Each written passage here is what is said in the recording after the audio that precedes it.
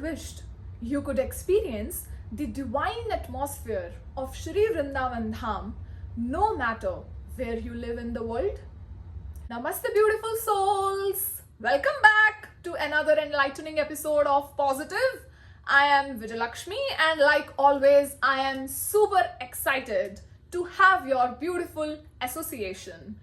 In today's episode, we explore the mystical question: how can we always be in Vrindavan Dham irrespective of our physical location?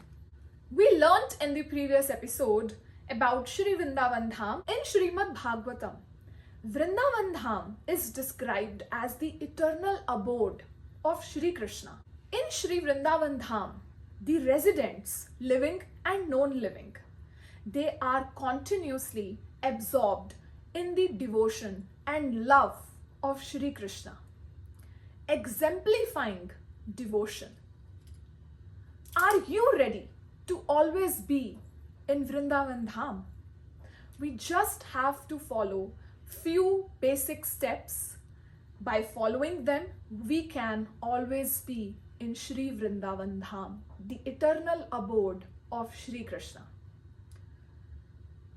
I have been blessed to visit Vrindavan Dham quite a few times, and a few years ago when I moved out of India and came here in Canada, I used to miss being in Vrindavan Dham, especially visiting my Shri Bankey Bihari ji. Very soon I'll be talking about him. He is the most special in my life. He is my life. Shri Bankey Bihari Lal ki jai. So one day I was disheartened that now I cannot visit Vrindavan that often how I used to when I was back home in India. I called my father and I complained that, Father, I don't want to be here in Canada. I want to be in Vrindavan. And my father shared very simple thing with me. And when later on I read Srimad Bhagavatam, I discovered it, all that I'll be sharing in the next 5-7 minutes. Srimad Bhagavatam explains that to be always in Vrindavan, something must change on the inside, within us. In Srimad Bhagavatam, it is beautifully written that whether one has no desires, many desires, or desires liberation, one should always be engaged in the devotional service of the Supreme Personality of Godhead. Did you know that the holy name of Sri Krishna is non-different from Krishna himself? So that means wherever, whenever, however we chant the holy name of Sri Krishna, we become present in Vrindavan Dham, or we transform that internal state of our heart to Vrindavan Dham. Our consciousness changes to Sri Vrindavan Dham.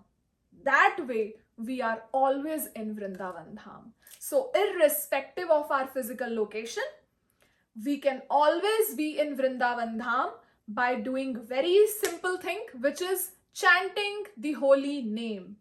In the age of Kaliyuga, the only means of attaining the love of Godhead, which is right now dormant, especially in my heart, is to chant the holy name of Sri Hari. Even Chaitanya Mahaprabhu has beautifully explained and lived this, that one should always chant the holy name of Sri Krishna. The Hare Krishna Mahamantra, which is Hare Krishna, Krishna Krishna, Hare Hare, Hare Ram, Ram Ram, Hare Hare.